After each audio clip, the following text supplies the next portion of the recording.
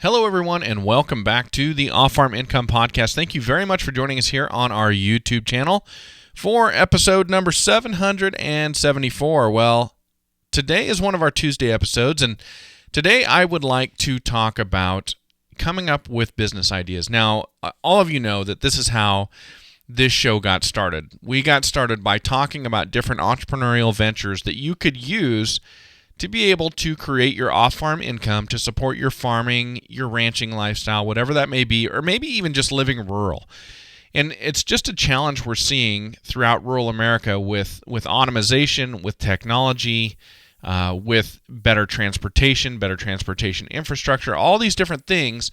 We're seeing jobs leave our rural communities. But what if you want to live out there? What if that's the lifestyle that you value?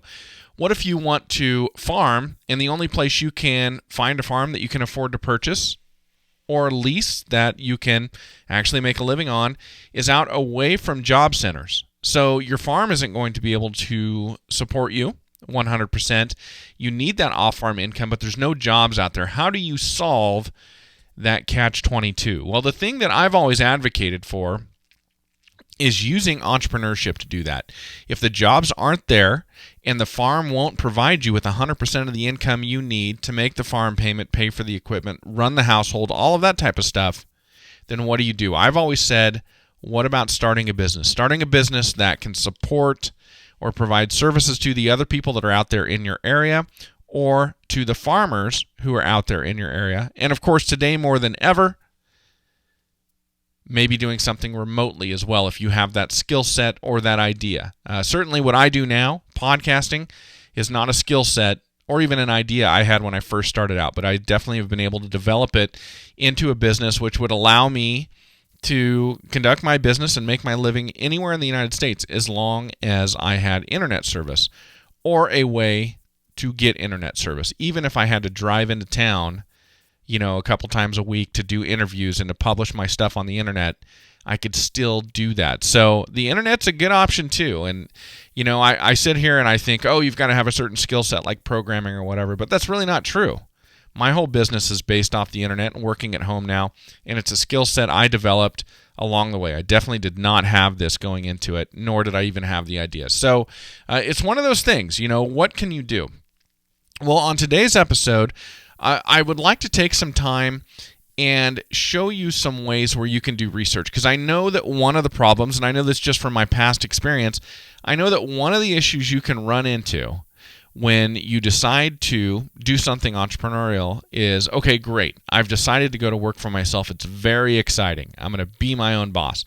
Yeah, that's all very exciting. I get it. But now the next question you have to answer is, what am I going to do? And that is one of the more challenging questions that you can encounter when it comes to this type of thing. So what am I going to do? Now, again, when I started out my journey, man, I banged my head against the wall for a couple of years trying to figure out what I could do to be an entrepreneur.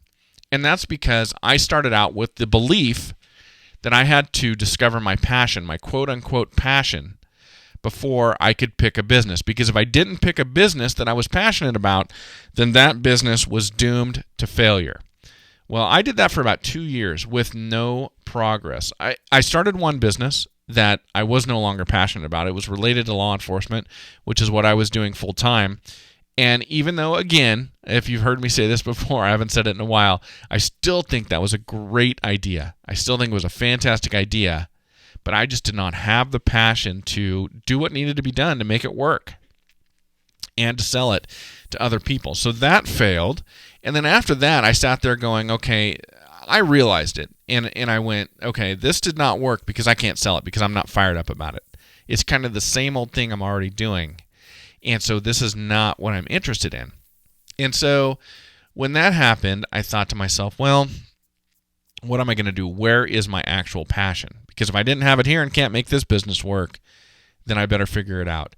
And I went round and round and round for a couple of years trying to determine what my passion was. And that epiphany never, ever came to me. And boy, I'll tell you what, during that time, it was very frustrating because I was listening to people talk about entrepreneurship. I was listening to people teach me how to do things on the internet and in marketing, in business, and all these types of things.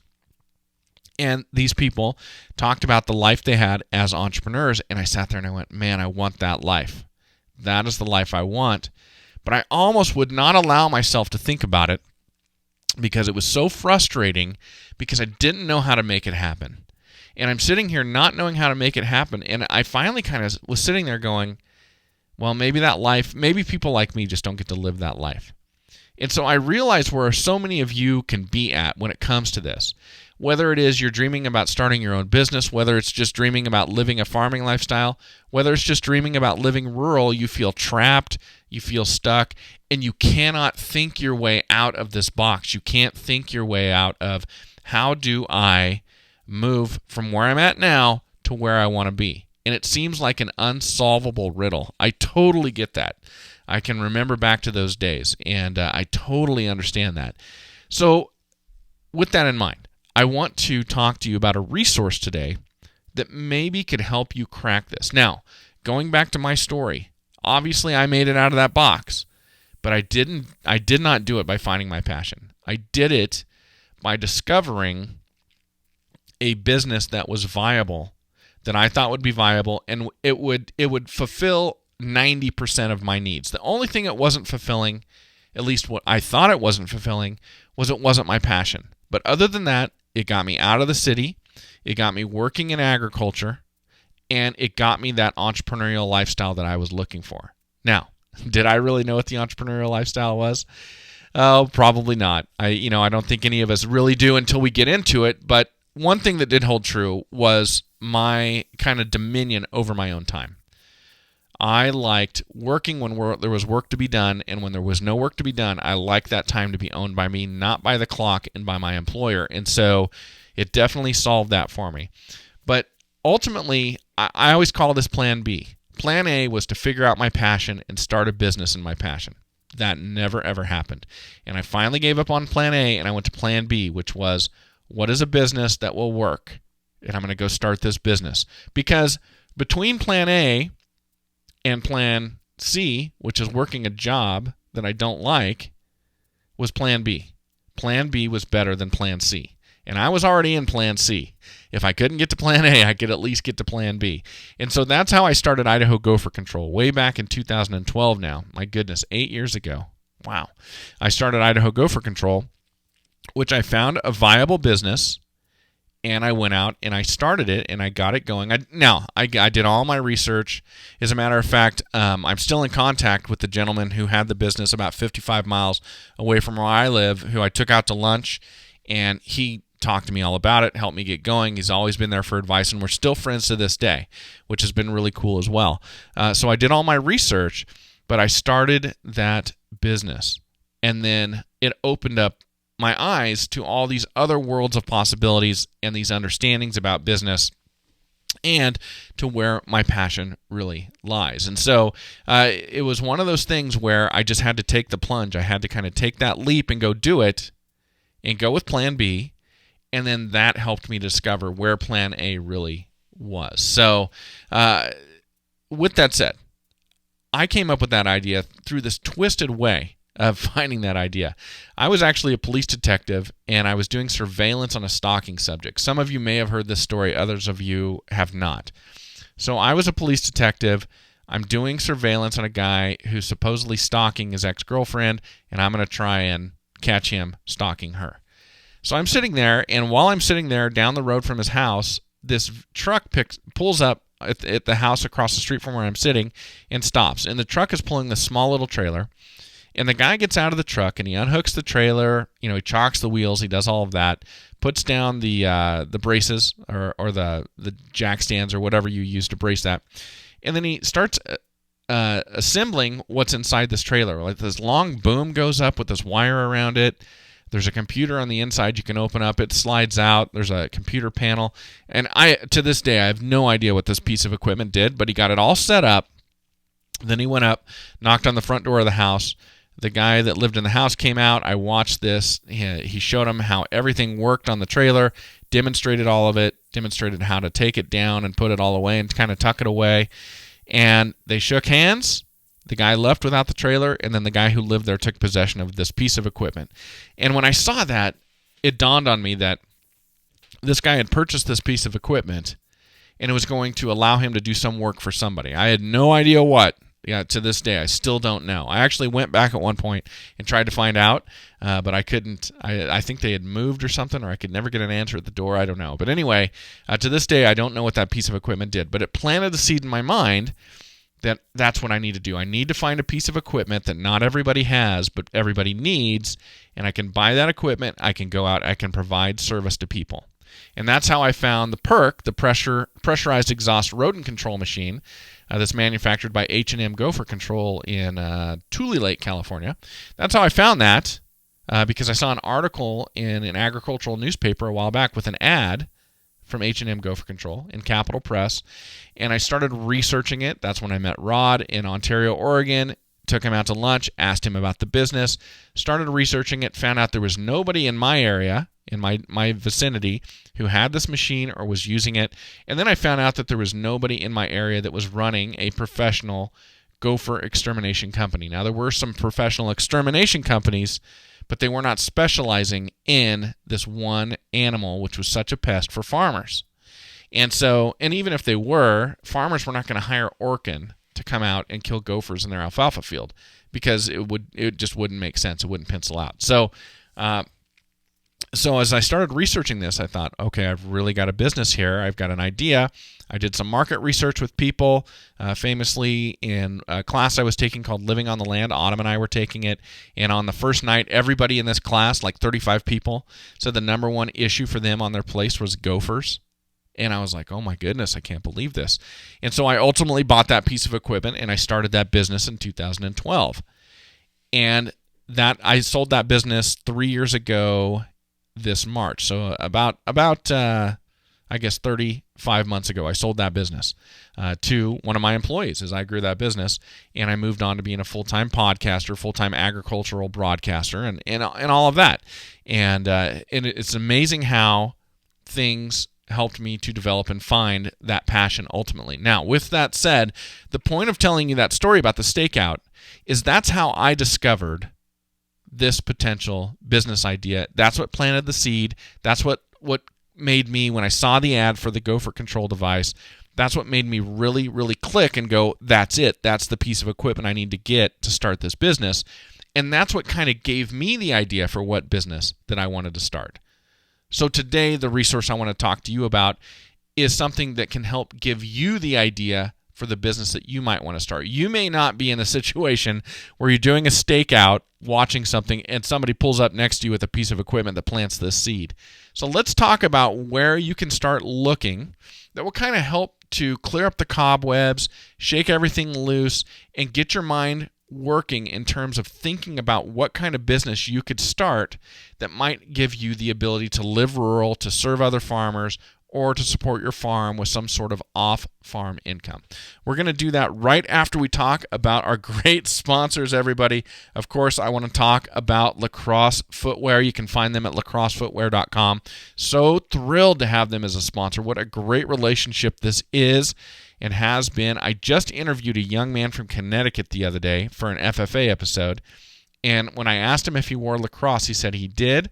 I asked him why he wore Lacrosse, and he told me his employer buys Lacrosse boots for everybody that works at the fish hatchery that he worked at. That was really, really cool. Done right since 1897, Lacrosse Footwear has been making quality boots for hunting, working, and tending the land for over a century. Of course, you know we're using the Alpha Range boots right here on our farm in Idaho every single day of the year. Irrigating in the summer, slogging through the mud in the spring, in the fall, and the winter, and then, of course, during the ice and snow periods we've got out here in Idaho as well. So please check them out. You can find them at lacrossefootwear.com and at any ranch and farm retailer where you are located. And, of course, Powder River Livestock Handling Equipment, everybody. I just cannot say enough about this great company, about this great brand, and just about how much pride I've got to be affiliated with this great brand. Growing up in the Central Valley of California around cattle ranchers, lots of cattle ranchers, everybody using Powder River, then coming on up to Idaho and Montana, everybody using Powder River, and always seeing this brand, and now we've got Powder River on our own farm with our own cattle, and I get to sing their praises 4 times a week. I am just thrilled with this partnership. I have been for years now, and just swell with pride when I talk about it. Make sure you're checking them out at powderriver.com and let your local farm and ranch retailer know you want to see that green Powder River equipment in their yard so you can buy the finest in livestock handling equipment. All right, so let's talk about a resource. Excuse me while I get a drink there. Okay. Let's talk about a resource for you. Now, this might sound a little bit funny to you. I know it did to me until I discovered this, and the resource I want to talk to you about is your public library. I know. You think this is some sort of a trick or a twist on what I'm talking about. It really is not. It really is not. Now, let me just explain to you. I grew up in a really, really small town, Valley Home, California. We had a library when I was there. It was an old house, about a 700 square foot house. They'd formed a library district. They bought this house and they put books in it. And I think my first 3 or 4 years of school, once a week we would get marched down to the library, and we'd go to the library, and the librarian would read us a book, a kid's book or something like that. And I got to tell you, that was my impression of libraries as a kid. That library is not even open anymore, which is too bad for that community. But that was my impression of libraries as a kid. Then at some point, when I was, I think, 13, my mom took my friend Mario and I into Modesto, and we went and watched a breakdancing demonstration. I kid you not. This would have been about 1986, probably 1986, or maybe 87. And we went to the Stanislaus County Library in Modesto, California, which is this big, nice library with lots of resources, lots of books, 2 stories. And that was kind of impressive. That's all. I've always liked that library. It's made an impression on me. And so we watched this breakdancing exhibition, because that's what kids in Valley Home were into, I guess, in 1986. And we watched that, and then after that, I pretty much never, ever went in a library again until college, and not until I was forced to go into a library in college because I got into my upper-level classes, and I needed to do some legitimate research and find some resources. Otherwise, I was going to fail my classes. And so I kind of got forced into the college library there at Montana State University in Bozeman. And then I graduated college, and I kind of went, well, I guess I don't ever have to go into one of these again. And I didn't. But then I ultimately went on and got a master's degree, and so back in the library I went. And then sometime, I don't even know how this happened. I think it's because of my wife. I think it's because of Autumn. She and Hattie loved the library. They loved to go get books. They loved to go spend time at the library.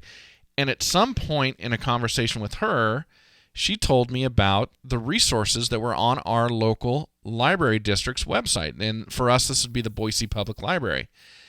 And so I went on and I took a look, and I was amazed at what information I could get with just a library card number sitting at home on my computer through my library's portal. And this has turned out to be a very valuable resource for me in terms of growing my business, growing the podcast, getting guests, doing what I need to do with my podcast. And I think for you to come up with business ideas, this could be very valuable as well. So if a library is something that you haven't looked into in a while, or if you're like me, you went and you minimized your trips into a library and really only spent time in there as a kid, man, they have changed a lot. The people that are in your local library, or if you're in a small area where you don't have this resource in your library, but you can access a university library or maybe a state library, maybe even the Library of Congress through the United States, the people that do research and are paid to do research and to help you do research really know their stuff. They're really into this, and there's a lot of information out there in the world. There's just too much. And I'll tell you what, Google, Bing, it doesn't matter which one it is, they're not going to take you exactly to where you need to go if you're trying to research this all on the internet, because their algorithms are not designed to just get you exactly what you need. They are designed to get you what they think you need, or what comes closest to what it appears as though you need or what you're looking for. But your local public library can get you into databases that will get you exactly where you need to go, and it's all paid for because your library district subscribes to it.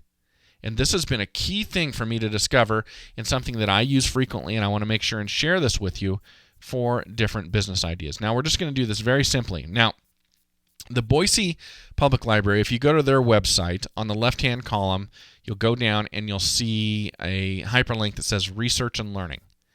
When you click on that, it gives you, as a member, if you're a member of that library district, it gives you access to multiple different databases that you can search through. There's one I use for business, and it's called, I never know how to pronounce this correctly. It's either Mergent or Mergent Intellect. Mergent is spelled Mergent. And when you go on to Mergent Intellect, then you can go onto the main page and you can do a search. There's a search bar. You can do a search by company, ticker, and URL. That's all fine and dandy. But if you go down and you click on Advanced Search, then all of a sudden it takes you into this other world where you can scroll down and you can do a search based on what they call an industry SIC code. Now, I have no idea what an SIC code is, but you can do a keyword search there. So I guess you would click on industry, and then you would go to SIC keyword search, which is a hyperlink down below here. Now, the reason I say this for you is because this is a great resource to help you shake it up and just see business ideas that are out there that maybe you hadn't thought of. And that's been one of the purposes of this show for 5 years now, which has been not only to listen to other people talk about how they formed their off-farm businesses, but then to expose you to business ideas that maybe you'd never thought of. But I only do that once a week. That's only 52 times per year. If you want to get really proactive with this, you can go to this database and you can do searches and you can find a lot of things out there that can help you with this. Now, you may not have access to Mergent Intellect through your library, but you probably have access to something.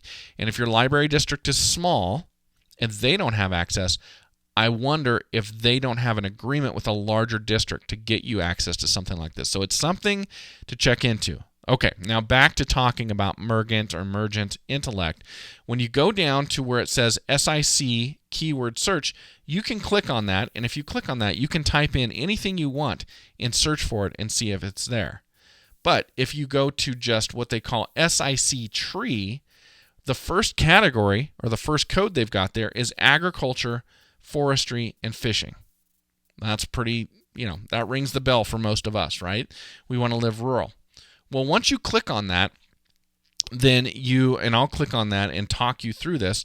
Once you click on that, you go down to the bottom, you hit a button that says Add Criteria, and then another screen pops up. You go to the bottom of that, and you hit Search.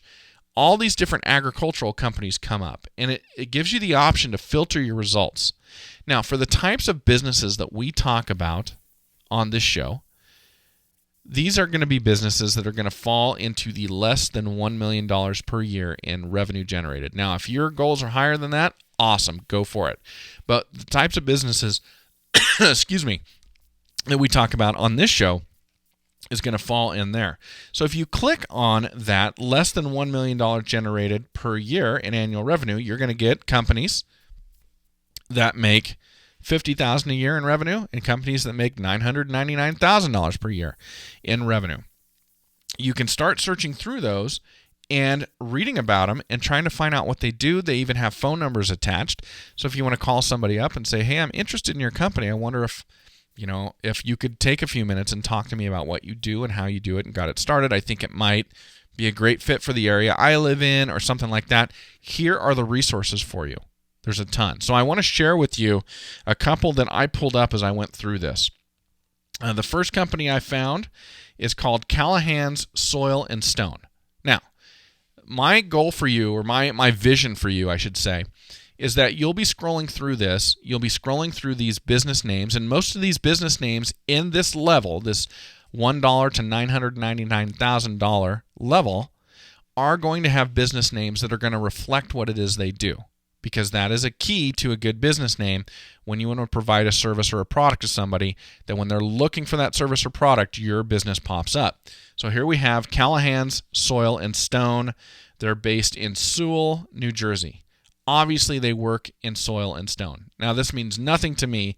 This is not my niche.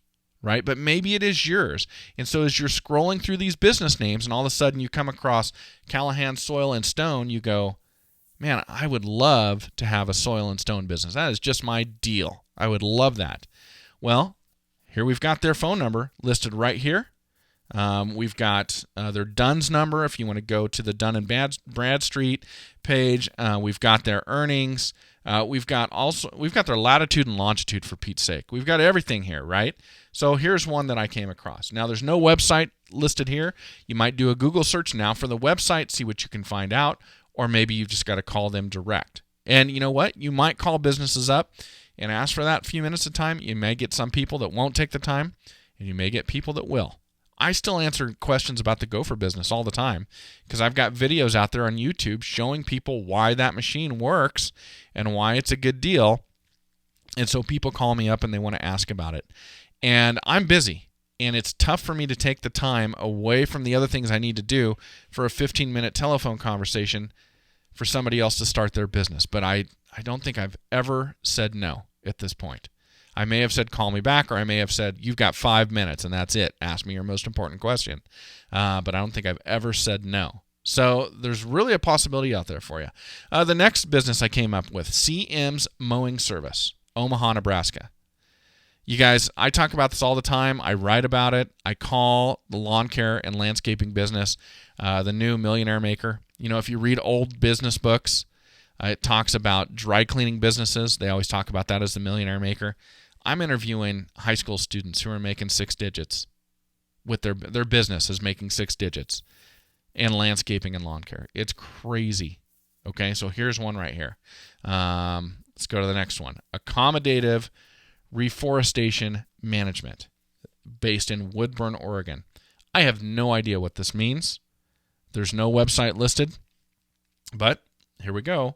Nope, no phone number on this one. However, I've got their address. I know they're in Woodburn, Oregon. I guarantee they want to be contacted by customers, so you can probably contact them. So if this is your type of deal, you live in Wisconsin and you want to work in forestry, here's a company in Oregon that's probably not afraid to share information with you because you're not a competitor. You can call them up. This could give you an idea. What is accommodative reforestation management? That'd be my first question. What is it? The next one, Midwest Seeding of Middle River. This is located in Middle River, Minnesota. So that says to you they're a local company, right? Because in their title, Midwest Seeding of Middle River, they're not just Midwest Seeding, they're of Middle River. So they're local, which means if you're in Iowa or if you're in Kentucky, they're probably not a competitor. You probably won't be a competitor. There's a high likelihood they'll share information with you. If getting out and providing this service to other farmers is something that interests you, if this rings a bell, here is your resource. All right, the next one on my list. I don't know how to pronounce this name, but anybody in Texas is going to be mad at me. Whalder Worm Farm, located in Whalder, Texas. What if you're into this? What if you're into red worm composting? What if you're into fishing? What if whatever? What if you're like, yeah, I could totally do this, and I live out in the middle of nowhere, but a lot of people come out here to fish, and they need bait. Okay, here you go. Here's an idea. I don't know where, I should have looked it up. I don't know where Whalder, Texas is, but there you go. There's an idea, okay? Next one, Liquid Grow Turf. All right, somebody bought a piece of equipment. Just looking at this title of this business, here's what I suspect. Somebody bought a piece of equipment, and they can apply turf seed, fertilizer, all of that with a liquid application. That's what I'm guessing. Maybe I'm wrong. Maybe it's fertilizer. I don't know. They're located in Westminster, Maryland. Their phone number's here. So is their website on this one. So all the information you need is here. You can just take, and by the way, everybody, I came up with this list in 5 minutes. I logged on. I got to the agricultural industries, the business listings. I selected the ones for under $1 million a year and started scrolling through them, and anything that looked unique, I clicked on it, and I put the tab up on my computer. All these tabs are just sitting there. I did this in 5 minutes. Now, if you are trying to break out of this box, you're trying to figure out what business it is that you might start, then you could spend a half an hour or an hour once a week scrolling through these lists and looking at different possibilities and coming up with so many ideas that you'll have this long list to work through. And I will tell you what, there's a lot of value in doing this. Even if you don't start any of these businesses or any similar businesses to what you're finding on these databases, oh my goodness, just coming up with a list and seeing how much is out there is inspirational. It's exciting, and it will reinvigorate you. It will re-excite you if you've been banging your head against the wall like me because you don't know what to do and you're getting frustrated like, I guess that life is for somebody else, but I have to stick here and do what I've been doing that I don't like anymore. No, you don't. And you just need to find the right resources to help you break out of this box. Whether it's energy you need, inspiration, ideas, whatever it may be, man, don't stop looking. Keep pushing and looking for that. Here is one resource that can help you do that and help you to get inspired. So everybody, I really hope that if you're in that situation, this is very helpful to you. I hope you'll explore these databases, figure out how to access them from where you're at, because they're very, very valuable. They're free. And I got to tell you, I think about 1% of the population actually taps into this stuff. It's all out there and available to us, and I just don't think anyone is using it. And if you want to give yourself an edge, you need to do things that other people aren't doing. You can start that from home, after your full-time job, after the kids go to bed, after you fed the animals, whatever that may be, right here on your computer at home. All right, I hope that's helpful, everybody. I really, truly hope that we can get you to where you want to be. And as always, enjoy your pursuit of the... I got to start that over. And as always, enjoy your journey to the ultimate lifestyle business, agriculture. Man, how did I forget my own tagline?